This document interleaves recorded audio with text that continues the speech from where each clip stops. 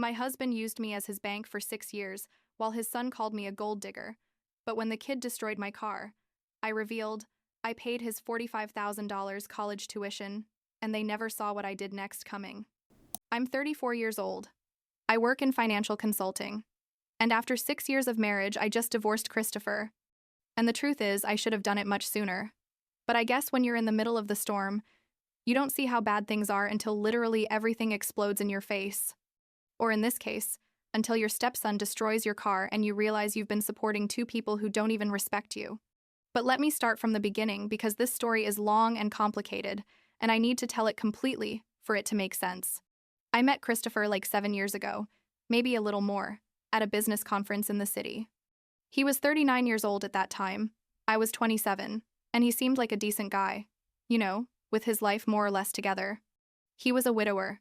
His wife had died of cancer like 3 years before, and he had a son, Nathan, who was about 13 or 14 years old then. At first, everything was good between Christopher and me. I mean, we had chemistry, we laughed a lot, we shared interests, that kind of thing. We started dating and things got serious pretty quickly. The problem, and looking back I should have seen it as a giant red flag, was Nathan. The first time I met Nathan was like 3 months into dating Christopher. We went to dinner at an Italian restaurant. Nothing fancy, but it wasn't fast food either, like a normal family place, and the kid basically ignored me all night. Christopher tried to include him in the conversation, asked him things about school, about his friends, and Nathan responded with monosyllables while looking at his phone. When I tried to talk to him directly, he wouldn't even look up. I remember at one point I asked him if he liked soccer because Christopher had told me he played on the school team, and Nathan literally got up and went to the bathroom without saying anything. Christopher apologized for him, said he was still processing his mother's death and that I should be patient, that with time, things would get better. Spoiler alert, things never got better. In fact, they progressively got worse over the next 6 years, until everything went to shit. We kept dating and I kept trying to connect with Nathan. I really tried, but the kid constantly rejected me. If I cooked something, he wouldn't try it. If I suggested doing something together as a family, he said he had homework or was going out with friends. Once I bought him a video game that Christopher said he wanted. A PlayStation game that cost like $60, and Nathan left it in the unopened box for months. When I asked him if he hadn't liked it, he told me he already had it, which was a lie because Christopher had confirmed to me that he didn't have it. It was just his way of making it clear he didn't want anything from me.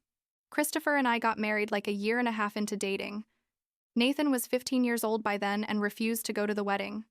He said he had the flu, but Christopher confessed to me later that Nathan had told him he wasn't planning to celebrate his dad replacing his mom.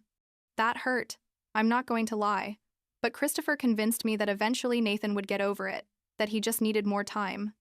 I wanted to believe him because I loved Christopher, or at least I thought I loved him, and I thought we could make it work. The first months of marriage were relatively normal, or as normal as they can be when you live with a teenager who hates you. We moved to a bigger house, a rented house, because neither Christopher nor I had enough to buy at that time, and I tried to create a family environment. I cooked dinners, organized movie nights, that kind of thing, but Nathan participated the bare minimum. He ate what I cooked but without saying thanks, watched movies but sitting as far away from me as possible, answered my questions with the least amount of words possible. This is where things start to get complicated, or more complicated. Like a year into our marriage, Christopher decided to leave his stable job at a marketing company to start his own business.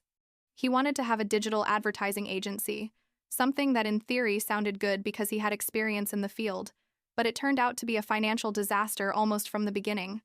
I'm not going to go into all the technical details of why it failed, but basically Christopher didn't have the business vision he thought he had, didn't know how to get clients consistently, and spent money on unnecessary things like an expensive office when he could have worked from home. The business started losing money like 6 months in, and by the first year we were already in the red. Christopher asked me to support him financially while the business stabilized, that it would only be temporary, that in a few months he'd be generating profits and would pay me back everything. I had a stable job in financial consulting. I earned well, not enough to completely support 3 people, but enough to cover basic expenses. So I agreed. I thought I was being a good wife, supporting my husband in his entrepreneurial dream. You know? Those few months turned into 3 years. 3 full years in which I paid for practically everything: the house rent, food, utilities, maintenance of Christopher's car, and here comes what makes me angriest: Nathan's college. Nathan entered college when he was 18 years old, and Christopher asked me to help with tuition because the business still wasn't generating enough. I, like an idiot, agreed. I paid the full tuition for the first year, like $15,000, and then kept paying for the following semesters. In total, between the house, expenses, and Nathan's college, I invested approximately $80,000 over those 3 years. Maybe more.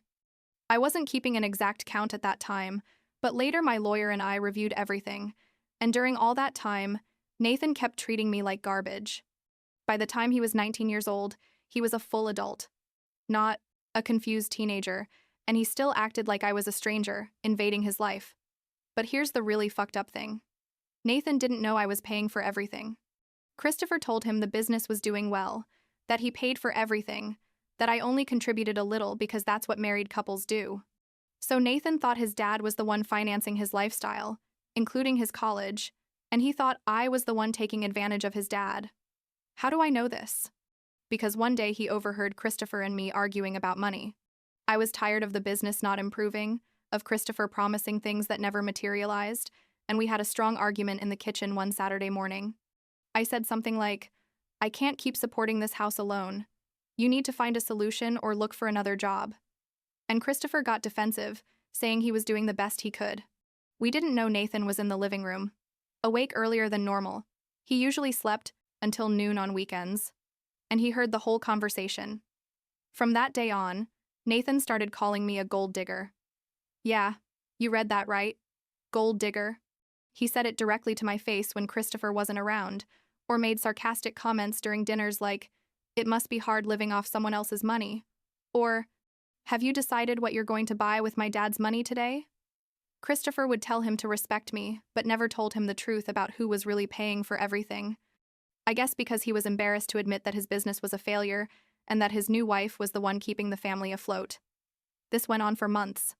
I tried to talk to Christopher several times, told him he needed to tell Nathan the truth. But Christopher always had an excuse.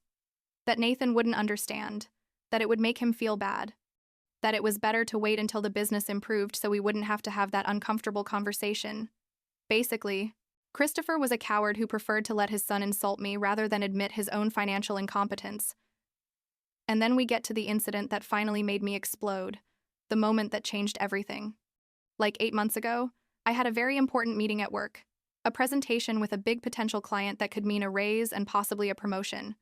The meeting was at 9 inches the morning on the other side of the city, like 40 minutes away with normal traffic, and I had been preparing for weeks. I got up early that day, got ready, was ready to leave at 7:30 to arrive with plenty of time. I go outside and my car isn't there. Are my 2019 Honda Accord. The car I bought with my own money before meeting Christopher isn't in the garage where I left it the night before. I go back into the house, confused, and ask Christopher if he moved my car for some reason. He's just as confused as I am. Then we both realize at the same time. Nathan. Nathan wasn't in his room. His bed was empty, and his phone went straight to voicemail. I got furious. Like I had never felt so much rage in my life. Nathan had taken my car without permission, without my keys because he had a copy that Christopher had given him months earlier. Another thing Christopher did without consulting me. And had gone out who knows where. I told Christopher to call Nathan immediately. To find him. That kid needed to bring my car back now because I had to leave. Christopher tried calling him like 10 times, but nothing. Phone off or dead. I had to call an Uber to get to my meeting, which cost me like $35, and I was late anyway because traffic was worse than expected. The meeting was a disaster. I arrived stressed and disorganized, and the client ended up going with another company. I lost the opportunity because of Nathan and his complete lack of respect and responsibility. Nathan got home like at 3 inches the afternoon. My car was destroyed. Not totally, but it had the front bumper smashed. A broken light, scratches all over the driver's side, and the rearview mirror hanging from a cable. Nathan walked into the house like nothing happened, with that attitude of, "What are you going to do to me?" And I completely lost control. I yelled at him, asked him what the fuck was wrong with his head, how he dared to take my car without permission and bring it back in that condition. Nathan looked at me with that arrogant expression he had, that mix of contempt and boredom, and said, "Relax, it's just a car. My dad can fix it." And that's when something in me just broke. I told him, "Your dad can't fix anything because your dad doesn't have money. I have the money. I pay for everything in this house. I paid for your college, your food, your roof, everything. And you treat me like garbage while I use my money so you can have a comfortable life." Nathan laughed. He laughed in my face and said something like, "Classic gold digger playing the victim." And that's when I slapped him. Yes, I admit, I lost control and slapped him. It wasn't hard. I didn't hurt him, but it was enough to shut him up and make him look at me with surprise. Christopher was standing there doing nothing, literally frozen, not defending either of us. I told Nathan, "Ask your dad if it's true. Ask him who's been paying for your college these 2 years. Ask him who pays the rent on this house, the food you eat, everything." Nathan looked at Christopher, expecting me to be lying, but Christopher said nothing, just looked down. And there Nathan knew it was true. I saw his expression change from arrogance to confusion to something that looked like shame, but honestly at that moment I didn't care anymore. I went upstairs to my room, put clothes and essentials in a suitcase, and told Christopher I was going to a hotel and wasn't planning to come back. He tried to stop me, begged me to sit down and talk, that we could work this out, but I was fed up, completely fed up with being the unappreciated provider in my own house. I went to the Holiday Inn that was like 15 minutes away and booked a room for a week while I decided what to do. During that week, both Christopher and Nathan sent me messages. Christopher told me he loved me, that he would talk to Nathan, that things would change. Nathan sent me a long message apologizing, saying he didn't know the truth, that he was sorry for treating me badly. But the thing is, I was already emotionally disconnected. I had crossed a point of no return, you know? When you get to that place where you just don't care about fixing things anymore because you're too tired of trying, I decided I was going to get divorced. I called a lawyer, Linda Washington, who had been recommended to me, and told her the whole situation. She told me I had a strong case, especially because I had paid for so many expenses and could prove it with bank statements and receipts. She told me I could recover some of the money I invested. Probably not all, because legally, when you're married, shared expenses are complicated, but that I should definitely fight for what was owed to me. I told Christopher by text that I wanted a divorce. He begged me to reconsider, to come to the house to talk, but I refused. I told him all future communications would be through my lawyer. Nathan also wrote to me asking me not to divorce his dad, that he would improve, that he would do whatever was necessary. But again, I was already emotionally out of that family. I had endured 6 years of disrespect and financial exploitation, and I had nothing left to give. This is where things get interesting in terms of how Christopher and Nathan reacted. They both kept sending me messages for weeks, Christopher more than Nathan, and at first they seemed genuinely sorry. But after like a month, when they realized I wasn't going to give in, the messages started to change tone. Christopher started talking about money, about how he was going to pay rent without my help, about how he couldn't keep paying for Nathan's college. Nathan wrote to me asking if I could help him finish the semester, because he was already enrolled and needed to pay for books. And that's when I saw it clearly. They didn't miss me. They missed my money. They weren't sorry for how they had treated me. They were scared, because their source of income had disappeared. And that made me feel angry and liberated at the same time, because it confirmed I was making the right decision. I responded to Christopher with a proposal. If he wanted to try to save the marriage, he had to cut Nathan off financially. Nathan was a 19-year-old adult. He could get a job, look for scholarships, do what millions of young people do when their parents can't pay for their college. I told him that if Christopher chose to keep prioritizing Nathan over our marriage, then there was nothing to save. Christopher took 3 days to respond, and when he did, he basically gave me a speech about how he couldn't abandon his son, that Nathan needed him, that I was being selfish to ask him to choose. I wasn't asking him to choose. I forwarded our entire conversation to Nathan, every message, every excuse, every time Christopher had prioritized supporting him financially over fixing things with me. I wanted Nathan to see that his dad was playing both of us, saying one thing to each of us to maintain the status quo. Nathan responded furious, not at me this time, but at Christopher. Apparently, they had a huge fight and Nathan left the house to live with a friend. I don't know all the details because by then I had already blocked both of them, and all communication was through Linda. The divorce papers were served like 2 weeks after that last conversation. Christopher responded with a lawyer. And surprise, surprise, he was fighting the amount I was asking for in the settlement. Linda had calculated that Christopher owed me approximately $65,000.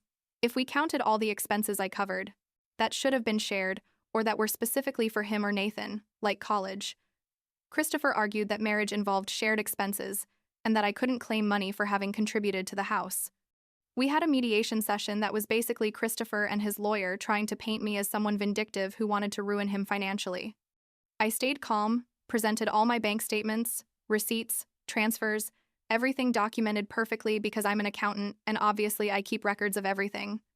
The mediator clearly saw that I had contributed disproportionately for years, while Christopher contributed practically nothing. The divorce was finalized like 7 months after I left the house. In the end, Christopher had to pay me $42,000. Not the $65,000 I was asking for, but more than he wanted to pay. He had to take out a loan to pay me, which I guess put him in an even worse financial situation. But honestly, it's not my problem.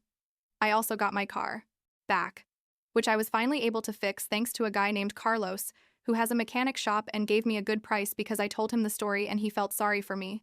And that car is now completely mine with no connection to Christopher. After the divorce, Christopher did something that didn't surprise me but still made me angry. He started making posts on social media painting himself as the victim. He posted vague things about how his ex-wife had left him at his worst moment, how she had destroyed his family, how money was more important to me than love.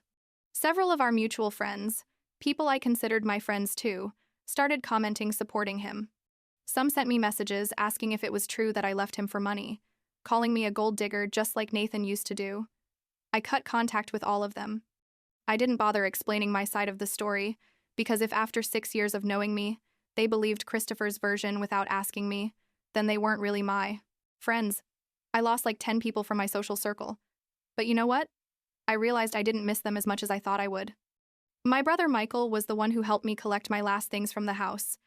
When Christopher finally agreed I could come get them, and Michael was incredibly helpful staying quiet and professional when Christopher tried to start conversations about how I had ruined everything. Now I live in my own apartment. Smaller than the house, but it's mine. I pay for it. It's decorated how I want, and I don't have to share it with someone who doesn't respect me. I got my life back, basically. I went back to exercising regularly, something I had stopped during the marriage because I was always working overtime to support 3 people. I reconnected with old friends I had neglected. I'm even planning a trip to Greece next summer, something I always wanted to do, but Christopher always said we couldn't afford it. Ironically, because I was using my money to support him. Do I regret any of this? Sometimes I wonder if I should have left earlier, if I should have seen the warning signs from the beginning when Nathan rejected me, and Christopher didn't do anything really effective to change that dynamic. But I guess when you're in the middle of the situation, you don't see things as clearly as when you're outside. I also sometimes wonder what happened to Nathan. If he finished his college, if he's still living with his friend, or if he went back to Christopher. But they're just passing thoughts. They don't keep me up at night. And what I do know for certain is that I made the right decision to leave. That slap I gave Nathan, even though I'm not proud of having lost control that way, was like a breaking point I needed. The moment where everything I had been repressing for years finally came to the surface. And that revelation in the kitchen, when I told him the truth about who was paying for everything, was liberating in a way, because I finally put the cards on the table after years of letting Christopher maintain that lie. Like 2 weeks ago, I saw Christopher at the supermarket. It was awkward, obviously, but I was surprised to realize I didn't feel anything when I saw him. No anger, no sadness, nothing. It was just like seeing a stranger I happened to know. He tried to approach, probably to talk, but I just nodded at him and kept shopping. I didn't need to have that conversation. I didn't need closure or explanations. It was already closed for me. My therapist. Yeah. I started therapy after the divorce because obviously I had things to process. I told me it's important that I recognize my own role in allowing the situation to continue for so long. And she's right. I allowed Christopher to use me financially. I agreed to pay for Nathan even when Nathan treated me horribly. I stayed in that house enduring disrespect for years because I thought that's what being a good wife meant. But I've also learned to forgive myself for that, because I was trying to make it work. I was trying to be the person who kept the family together, even when that family didn't value me. The funny thing is that now that I have my own space and my own life, I realize how much emotional energy I spent in that house trying to keep the peace and make everyone happy. Now I use that energy on myself, on my own projects and goals. And the difference is notable. My work has improved. I got that promotion I was looking for like 3 months after the divorce, and now I'm earning even more than before, which is ironic because now all that money is just for me. Carlos, the guy from the shop who fixed my car, and I have been casually dating. It's nothing serious yet, just dinners and conversations, but it's nice to feel that someone respects and values me without financial expectations. He has his own successful business. He doesn't need my money. And when we go out, we split the bill or take turns paying. It's refreshing. Honestly, after years of being the sole financial provider, I don't know what the future holds. If I'll eventually get married again or if I'll be alone. And honestly, it's okay not to know. For now, I'm focused on rebuilding my life on my own terms, surrounded by people who really care about me and not just about what I can do for them financially. And that, after everything I went through, feels like a victory.